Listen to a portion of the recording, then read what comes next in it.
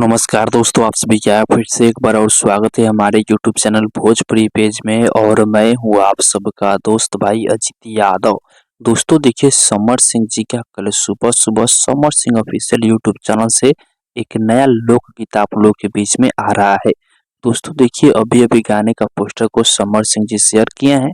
गाने का नाम है सोनरा के दुकनिया पे, जो कि इस गाना को समर सिंह के साथ में शिल्पी राज इस गाने को गाई है। और इस गाना को राइटर यादव राज जी लिखे हुए हैं।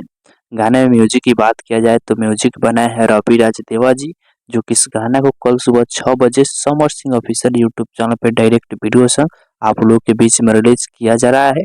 जिस वीडियो में समर सिंह के साथ में स्टार कास्ट में एक्ट्रेस नजर आएंगे नीतू यादव।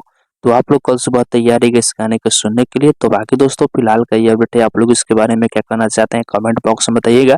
और इसी के साथ हम इस वीडियो को समाप्त करते हैं। अभी तक इस वीडियो को लाइक नहीं किया है तो लाइक कर दीजिए, और चैनल पर पहली बार आए हैं तो सब्सक्राइब भी कर लीजिएगा, क्योंकि चैनल पर भोजपुरी इंडस्ट्री का हर एक अपडेट सबसे पहले आप सभी को मिलेगा।